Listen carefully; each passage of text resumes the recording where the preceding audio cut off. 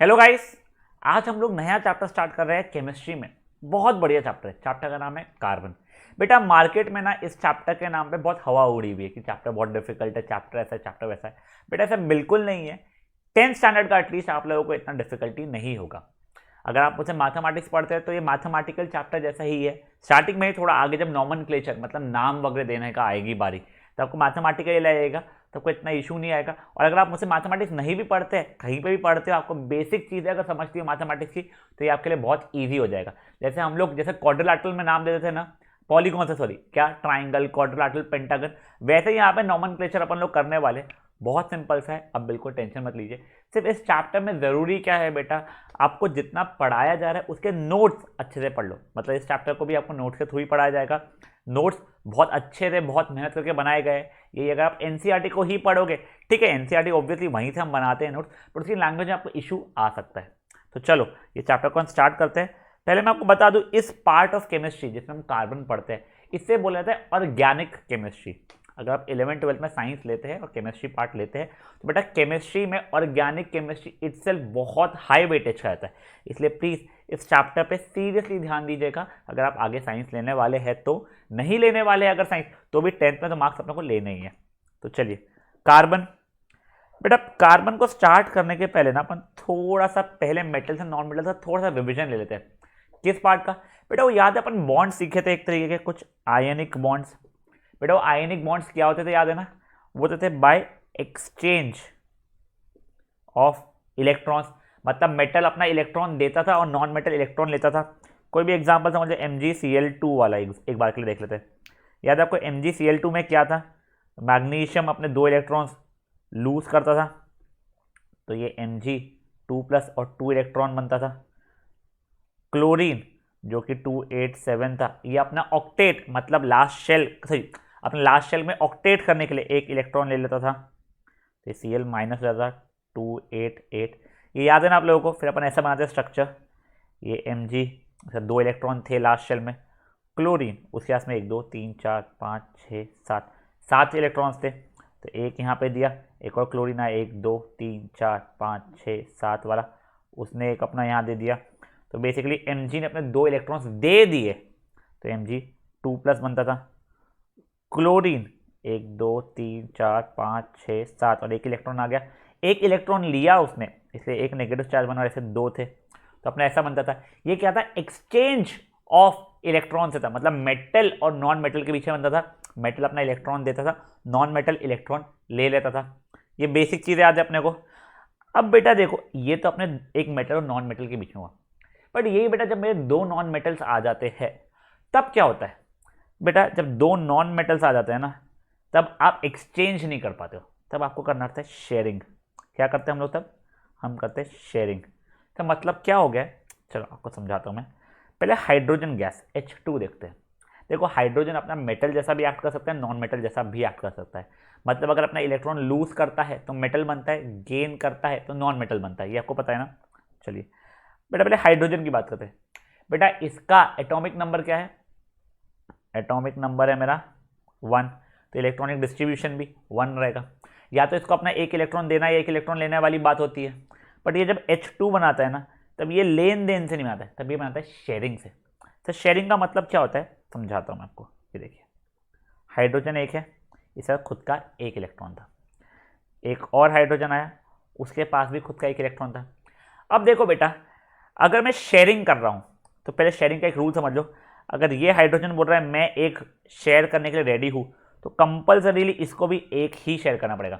ऐसा नहीं होगा कि मैं एक शेयर कर रहा हूं तुम 4 शेयर करो, नहीं नहीं नहीं। अगर मैं एक शेयर कर रहा हूं तो आप भी मेरे साथ एक ही शेयर करने वाले हैं। ठीक है सर, तब यह नहीं कैसा हो जाएगा? तो देखिए हाइड्रोजन का खुद का एक ही इलेक्ट्रॉन, ये हाइड्रोजन का एक इलेक्ट्रॉन, ये बोला मैं एक शेयर करने के लिए रेडी हूं, तो इसने इसका एक ले लिया, ठीक है, और अब इसने एक दिया तो सामने वाले का एक ले लेगा। फाइन। तो अब देखो वो जो ब्लैक सर्कल बनाया है, वो ब्लैक सर्कल में मैं बोल सकता हूं इस हाइड्रोजन का हक है। तो इस हाइड्रोजन का कितने हो गए? 2 इलेक्ट्रॉन हो गए। वैसे ही अब एक काम करता हूँ, जो आपको और अच्छे से बना के दिखाता हूँ मैं, अलग अलग कलर का यूज करते हैं। ये हाइड्रोजन का ये है मान लीजिए, और ये मेरा दूसरा हाइड्रोजन है, ठीक है। अब जो ब्लैक मेरा ये है सर्कल, सर्कल जो भी वो है, उसके अंदर वो ब्लैक हाइड्रोजन का हक हो जाएगा। तो देखो उसके साथ 2 हाइड्रोजन आ गए, अब मैं वही चीज़ रेड से बना रहा हूँ तो उसमें रेड हाइड्रोजन का आ जाएगा। तो देखो ये हाइड्रोजन का भी 2 हो गए। सर हमें तो ऑक्टेट कंप्लीट करना था ना, हाइड्रोजन के 2 ही क्यों? अरे बेटा याद करो ना, अपना स्लेन्स लॉ के हिसाब से पहले शेल में अपने 2 ही इलेक्ट्रॉन्स मैक्सिमम आ सकते थे, तो इसको अपना शेल कंप्लीट करने से 2 इलेक्ट्रॉन लगते हैं, तो हाइड्रोजन हो गया खुश। तो बहुत चीज़ें समझा नहीं, रुको और बताते हो, धीरे धीरे आपको मेच्योरिटी बढ़ेगी। अब हम लोग ऑक्सीजन गैस का देखते हैं। किसका देखते हैं हम लोग? ऑक्सीजन गैस का। ठीक है सर, तो ऑक्सीजन का देखो एटॉमिक नंबर कितना होता है? 8 होता है। तो इलेक्ट्रॉनिक कॉन्फ़िगरेशन कितना हो गया? 2,6 हो गया है। इसे वैसे 2 इलेक्ट्रॉन्स चाहिए रहते एक्सेप्ट करने के लिए, बट अब सामने मेटल नहीं है जो अपना इलेक्ट्रॉन दे देगा, एक और ऑक्सीजन ही है, तो अब क्या होगा? तब ये देखिए, एक ये मेरा एक ऑक्सीजन है, उसके साथ 6 इलेक्ट्रॉन है, 1 2 3 4 5 6। उसके सामने एक और ऑक्सीजन आ गया, उसका भी 6 इलेक्ट्रॉन है, 1 2 3 4 5 6। अब देखिए ये वाले ऑक्सीजन को कितने इलेक्ट्रॉन्स चाहिए? 2 इलेक्ट्रॉन्स चाहिए। तो बोलेगा मुझे 2 चाहिए ना, तो मैं अपने 2 शेयर करने के रेडी हूँ, तो तुम अपने 2 दे दो मुझे। तो ये लाल वाले ने अपने 2 दे दिया होगा ऐसे ऐसे, चलो ठीक है। अब लाल वाला पगला तो है नहीं, 2 दिया है तो इससे 2 मांगेगा, ठीक है। तो देखिए इसने भी 2 मांग लिया। अब ये ब्लैक वाले ऑक्सीजन का देखिए, 1 2 3 4 5 6 पहले से थे, ये 7 और ये 8वां आ गया, चलिए ठीक है। और अब ये वाले लाल का देख लीजिए, 1 2 3 4 5 6 पहले से थे, ये 2 इससे लेके 7 8। देखो दोनों के दोनों खुश हो गए, ना किसी ने लिया ना किसी ने दिया, दोनों ने क्या किया? शेयरिंग किया, हो गए खुश। अब वैसे देखिए अपन लोग देखते हैं नाइट्रोजन गैस का। ठीक है सर, नाइट्रोजन गैस का, तो एक नाइट्रोजन यहाँ पे, एक नाइट्रोजन यहाँ पे, ठीक है। नाइट्रोजन का एटॉमिक नंबर कितना होता है? 7 हो जाता है, तो क्या हो जाएगा? 2,5। तो 5 इलेक्ट्रॉन रहेंगे वैलेंस शेल में। तो देखिए 1 2 3 4 5, और वैसे ही इसके कितने हो जाएंगे बेटा मेरे? 1 2 3 4 5, ठीक है। अब देखो ये काला वाला बोलेगा मेरे पास 3 की कमी है, तो चलो 3 शेयर करते हैं, तो ये भैया के 3 ले लेगा। अब लाल वाला बोला तुमने मेरे 3 लिए तो अपने 3 भी दो, ठीक है। तो वो ये इससे मिल गया, तो ये क्या बन गया मेरा? नाइट्रोजन गैस का हो गया। देखो काले वाले के पास में भी 8 हो गए और लाल वाले के पास में भी 8 हो गए। अब देखो ये तो सबके सब कैसे थे? जो सेम एटम वाले थे। अब दूसरा एटम वाला भी दिखा था आपको, तो कौन सा?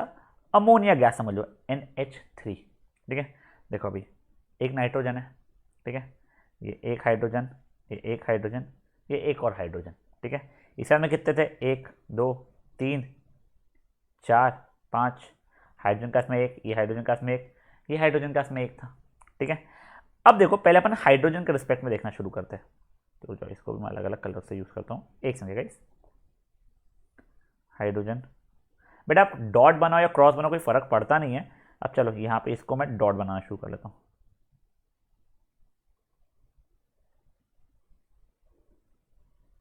ठीक है। अब देखो पहले लाल वाला हाइड्रोजन बोल रहा है कि मैं 1 दूंगा, तुम अपना 1 दो नाइट्रोजन को, तो ठीक है सर। अब ये हरे वाले ने भी वही बोला, मैं 1 दूंगा, तुम अपना 1 दो, और सेम चीज़ मुझे ब्लू वाले ने बोला। चलो ये तो हो गया। अब देखो अब ये नाइट्रोजन की बारी, ये नाइट्रोजन बोला तेको 1 दिया था, तेको 1 दिया था, तेको 1 दिया था, अब तीनों से एक एक एक लूंगा मैं। तो देखो ये तीनों से एक एक एक लिया, खुद के जो थे उस पर तो उसका हक था ही। तो ये देखो अब तुम लोग देख लो क्या हुआ है बेटा। ये नाइट्रोजन का 1 2 3 4 5, ये 6 7 8, इसके 8 हो गए, और हाइड्रोजन के सबके थे ही अपने। समझा आपको? वैसे ही अब आ जाओ CH4 जिसको बोलते हैं मीथेन, इसका नॉमेनक्लेचर में सीखने वाले। अब देखो आपने अमोनिया का देख लिया तो ये इजी हो जाएगा। कार्बन क्या एटॉमिक नंबर? 6 है, तो वैलेंस तो क्या हो गया? 2,4, तो वैलेंस इलेक्ट्रॉन से तो के 4 हो गए कार्बन के, 1 2 3 4, 4 हाइड्रोजन है।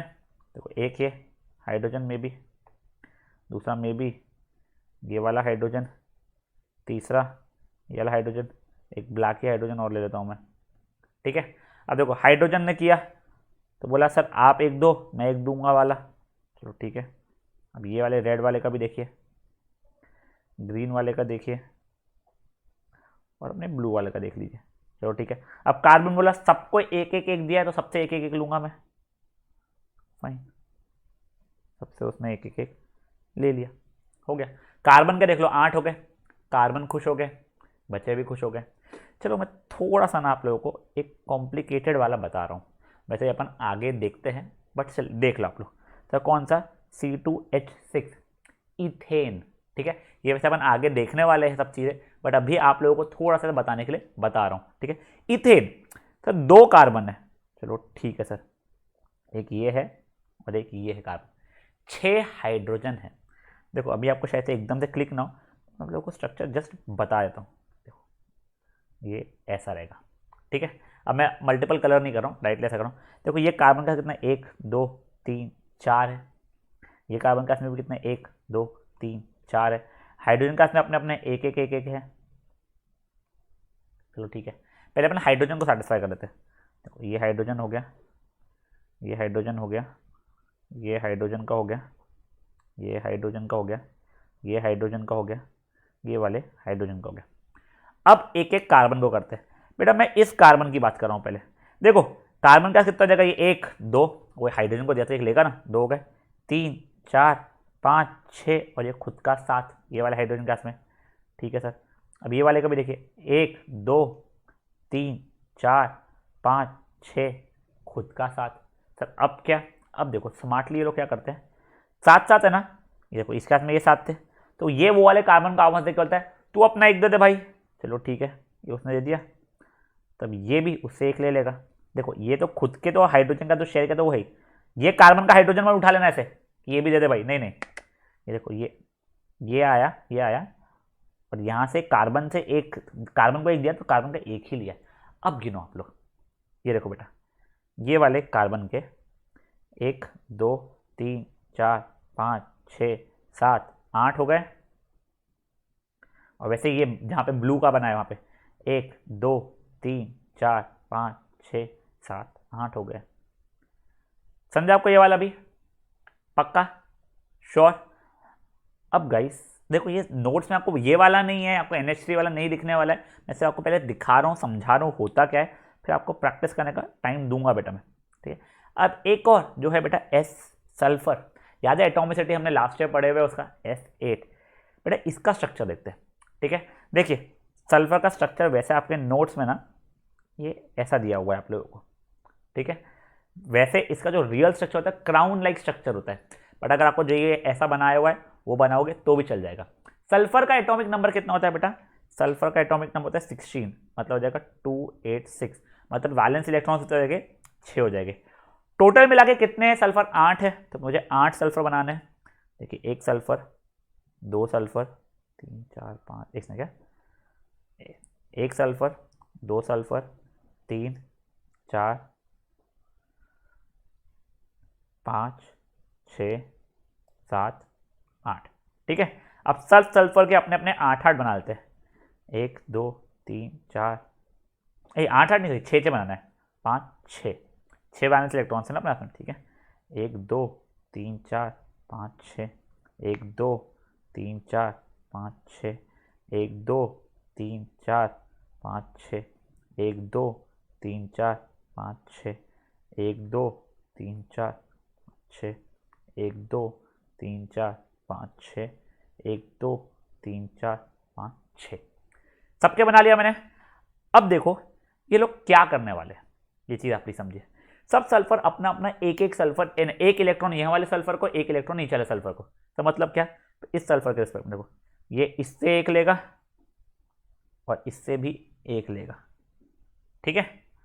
अब ये नीचे वाला देखिए, ये बंदा ये वाला सल्फर क्योंकि इसको एक दे चुका है तो इसका एक ले लेगा और नीचे वाले से एक ले लेगा, ठीक है।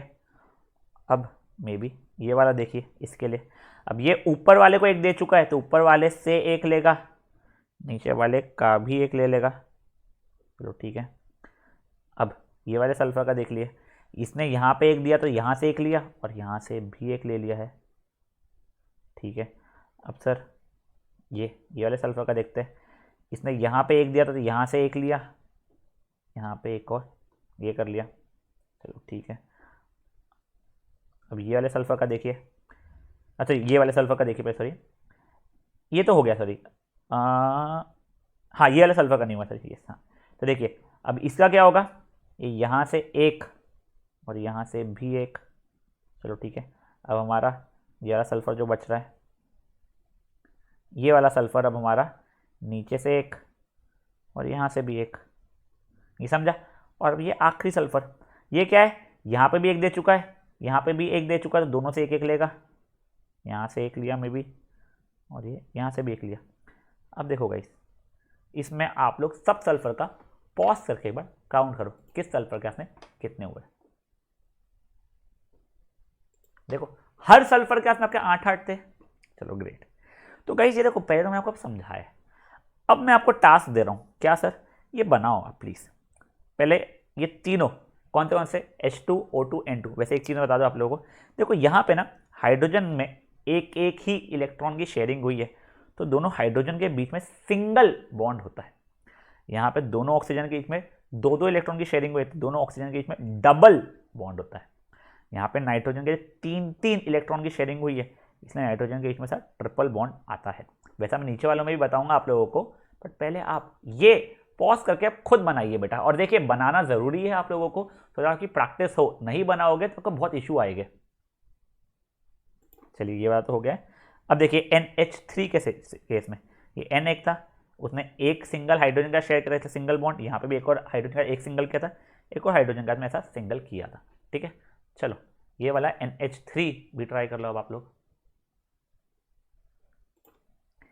अब बेटा CH4 जिसे हम बोलते हैं मीथेन, देखिए ये कार्बन था, इसने एक हाइड्रोजन किया था, यहाँ पे एक हाइड्रोजन, ये एक और हाइड्रोजन और एक और हाइड्रोजन का किया था। देखो आपको ये वाला बनाना नहीं है, सिर्फ आपको बता रहा हूँ मैं, आपको आगे काम में आने वाले क्योंकि स्ट्रक्चर। अभी तो आप लोग इलेक्ट्रॉन स्ट्रक्चर ही बना लीजिए। ठीक है, तो मीथेन का बना लीजिए। अब नेक्स्ट इथेन का था। देखिए ये कैसा स्ट्रक्चर है, कार्बन कार्बन।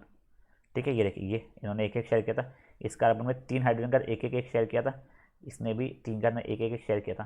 ठीक है, तो चलिए ये वाला भी कर लीजिए आप लोग। ग्रेट। अब बच्चा लोग ये S8 वाला, ये देख लीजिए 8 सल्फर थे, 1 2 3 4 5 6 7 8, ऐसा कुछ तो भी था। अभी के लिए आप बना लीजिए। वैसे वो क्राउन लाइक स्ट्रक्चर है, वो बनता कैसा रहेगा, sulphur sulphur sulphur sulphur sulphur sulphur sulphur sulphur sulphur. देखो 1 2 3 4 5 6 7 8 ऐसा होता है वो। बट अभी आप लोग बनाने के लिए ये ऐसा स्ट्रक्चर इसको बना सकते हैं। ठीक है ना, वो बिल्कुल एग्जैक्टली ऐसा क्राउन लाइक यानी W वाला शेप में बनाने की जरूरत नहीं है आप लोगों को। चलिए S8 को भी आप कर लीजिए। चलो अब यही चीज़ बेटा मैं आपको नोट से दिखा रहा हूँ। ठीक है, अपन आगे बेटा बहुत सारे और का देखेंगे। अपन कार्बन कार्बन के डबल बॉन्ड होते हैं उसके भी देखेंगे, ट्रिपल बॉन्ड होते हैं उसका भी देखेंगे, बहुत चीज़ें देखने वाले, आप उसका टेंशन मत लीजिए। पहले तो सिर्फ आपको मैंने बेसिक्स बताया, बट जितने अभी बताए उतने आपको समझ में आने चाहिए बेटा। ठीक है, तो देखिए पहले तो कोवैलेंट कंपाउंड्स या कोवैलेंट बॉन्ड्स होते क्या है बेटा, वो होते हैं कोवैलेंट बॉन्ड्स होते हैं वो बॉन्ड्स जो कि शेयरिंग ऑफ इलेक्ट्रॉन से बनते हैं। ठीक है, और बेटा कोवैलेंट कंपाउंड्स मतलब जिनमें कोवैलेंट बॉन्ड्स हो। ठीक है, पहले H2 हमने देख लिया। ठीक है, हाइड्रोजन का स्ट्रक्चर, ऑक्सीजन का स्ट्रक्चर, नाइट्रोजन का स्ट्रक्चर, CH4 मतलब हमारा क्या हो गया, मीथेन का स्ट्रक्चर देख लिया, और ये S8 मतलब सल्फर के मॉलिक्यूल का स्ट्रक्चर देख लिया हम लोगों ने। ठीक है, चलिए ये सब कुछ तो हो गया। अब बेटा हम लोग एक चीज समझते हैं, कार्बन का ऐसा क्या था कि वो आयनिक बॉन्ड नहीं बना रहा था, मतलब why was carbon sharing, carbon लेन और देन में भरोसा क्यों नहीं रखता है, तो उसकी बात करते हैं। तो देखो बेटा कार्बन का एटॉमिक नंबर क्या है, बेटा कार्बन का एटॉमिक नंबर 6 है, मतलब इलेक्ट्रॉनिक डिस्ट्रीब्यूशन कितना गया 2,4। अब इसके में दो ऑप्शन है, एक तो इलेक्ट्रॉन्स लूज करने का। ठीक है, इलेक्ट्रॉन लूज करेगा मतलब 4 इलेक्ट्रॉन्स लूज करना पड़ेगा उसे, तो वो बन जाएगा 2 वाला, या फिर 4 इलेक्ट्रॉन्स गेन करने का ऑप्शन है तो बन जाएगा 2,8। दोनों में तो स्टेबल रहेगा वो, तो सर वो गेन या लूज करता क्यों नहीं है, तो पर हम समझते हैं बेटा वो लूज इसलिए नहीं करता है। अब देखो कभी भी अगर आपको इलेक्ट्रॉन को लूज करवाना है मतलब उसमें एनर्जी डालनी पड़ेगी तभी तो आप इलेक्ट्रॉन निकाल पाओगे। तो देखो पहले वो था 2,4, अब कुछ अमाउंट ऑफ एनर्जी डालोगे, एनर्जी अपन जूल्स में कंसिडर करते हैं। ठीक है, मैं रैंडम डेटा ले रहा हूँ, मुझे एग्जैक्ट डेटा नहीं पता है, मान लो मेरे को पहले 100 जूल्स का एनर्जी डालना पड़ा, तो उसने एक इलेक्ट्रॉन लूज करेगा, 2,3 हो जाएगा। तो पहले देखो यहाँ पे थे मेरे कितने, 6 प्रोटॉन्स थे, ठीक है, 6 प्रोटॉन्स ने वो आखिरी 4 को पकड़ा हुआ था, तो एक लूज हुआ मेरा इलेक्ट्रॉन।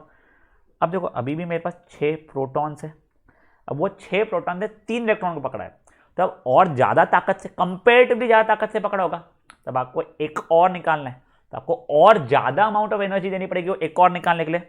चलो मे बी अब आपको देनी पड़ रही है 800 जूल, मैं रैंडम डेटा ले रहा हूँ, मैं अभी भी बता रहा हूँ, ठीक है, 800 जूल एनर्जी देनी पड़ी, ठीक है। जब आपने 800 जूल एनर्जी दी तो एक और इलेक्ट्रॉन निकला और वो 2,2 बन गया।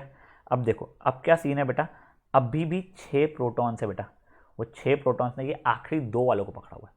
अब सोचो आपको और कितनी ज़्यादा एनर्जी देनी पड़ेगी अब वो 2 इलेक्ट्रॉन में से एक इलेक्ट्रॉन को निकालने के लिए। देखो वो 2 आखिरी वाले जो ये देखो, ये वैलेंस इलेक्ट्रॉन्स जो है ना बेटा, ये वैलेंस इलेक्ट्रॉन्स की बात चल रही है, ठीक है, इसको तो मैं निकाल ही नहीं सकता हूँ अभी के लिए, ठीक है ना।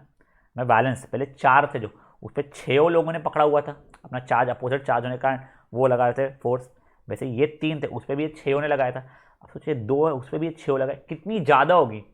चलो कुछ तो भी करते करते करते करते मे बी कुछ में भी 7,000 जूल एनर्जी देनी पड़ी मुझे, मे बी, मैं रैंडम दे रहा हूँ डेटा। 7,000 जूल एनर्जी जब दिए तब 2,1 बचा, मतलब आखिरी शेल में एक इलेक्ट्रॉन। अब उसमें भी क्या है बच्चा लोग, उसमें भी अभी भी 6 प्रोटॉन है, वो 6 प्रोटॉन ने इसके ऊपर पकड़ के रखा है। अब सोचो बेटा अब कितनी ज़्यादा एनर्जी देनी पड़ेगी वो आखिरी इलेक्ट्रॉन को निकालने के लिए, मे बी 50,000 जूल एनर्जी देनी पड़ी, तब वो एक और निकला। अब देखो टोटल मिला के 100, 800, 7,000, 50,000 में भी, मैं रैंडम लिया था, कितनी ज़्यादा एनर्जी देनी पड़ रही है आप लोगों को वो चारों इलेक्ट्रॉन निकालने के लिए। तो ये फीजिबल हुआ क्या कि क्या कार्बन अपने चारों इलेक्ट्रॉन लूज कर पा रहा है क्या? नहीं। क्यों नहीं कर पा रहा है? क्योंकि देखो एक कार्बन के एटम में 4 वैलेंस इलेक्ट्रॉन्स होते हैं और 6 प्रोटॉन होते हैं, तो हमें बहुत ज़्यादा अमाउंट ऑफ एनर्जी देनी पड़ती है जिससे वो चारों इलेक्ट्रॉन्स को हम निकाल पाए, जो कि फीजिबल नहीं होता है। इसलिए कार्बन अपने इलेक्ट्रॉन्स लूज नहीं करता है, मतलब कार्बन मेटल जैसा बिहेव नहीं कर पाता है उस समय पे, या बोलना चाहिए मेटल नहीं होना चाहिए, या कटायन नहीं बन पाता है। चलो ठीक है सर, ये तो चलो लूज क्यों नहीं करता है वो समझ में आ गया मुझे, बट सर ये गेन क्यों नहीं करता है तब उसका बताता हूँ मैं। देखिए वापस से अपना कार्बन 6 इलेक्ट्रॉन मतलब 2,4 हो गया, इसको कितने प्रोटॉन से पकड़ा हुआ है? 6 प्रोटॉन से पकड़ा हुआ है। अगर ये 4 इलेक्ट्रॉन गेन कर लेता था तो ये 2,8 रहता था। अभी भी प्रोटॉन्स कितने रहते थे? 6 प्रोटॉन्स ही रहते थे बेटा। ये 6 प्रोटॉन्स को इतने पूरे इलेक्ट्रॉन्स को पकड़ के रखना बहुत डिफिकल्ट हो जाता था, ये बहुत अनस्टेबल हो जाता था, ये इलेक्ट्रॉन भागा दौड़ी करते रहते थे, आए भाग गए आए भागे, क्योंकि पकड़ के रखना डिफिकल्ट हो रहा है ना। तो उस कारण से 4 इलेक्ट्रॉन गेन करना भी मेरे लिए बहुत डिफिकल्ट है, मतलब ना तो लूज करके अनायन बन पा रहा है, अरे ना लूज करके कटायन बन पा रहा है, ना तो गेन करके अनायन बन पा रहा है। उस कारण से ये क्या करता है, इसने स्मार्टली शेयरिंग करना शुरू करता है। शेयरिंग का मतलब क्या हो जाता है? कोवैलेंट बॉन्ड्स बनाना शुरू करता है। तो बेसिकली हमने क्या सीखा, लूज क्यों नहीं कर पाता है, यानी कटायन क्यों नहीं बन पाता है, कि बहुत ज्यादा अमाउंट ऑफ एनर्जी लगेगी बेटा उन चारों को कहते हैं निकालने के लिए हमें। चलो ठीक है, गेन क्यों नहीं कर पाता है बेटा, क्योंकि जो 6 प्रोटॉन है वो 10 इलेक्ट्रॉन को पकड़ के नहीं रख पाएंगे और कंपाउंड बहुत अनस्टेबल बन जाएगा, इसीलिए वो उसमें गेन नहीं करता है। ठीक है, तो देखिए ये यहीं पर दिया हुआ है, आउटर मोस्ट शेल 4 इलेक्ट्रॉन, या तो 4 गेन कर सकता है या 4 लूज कर सकता है।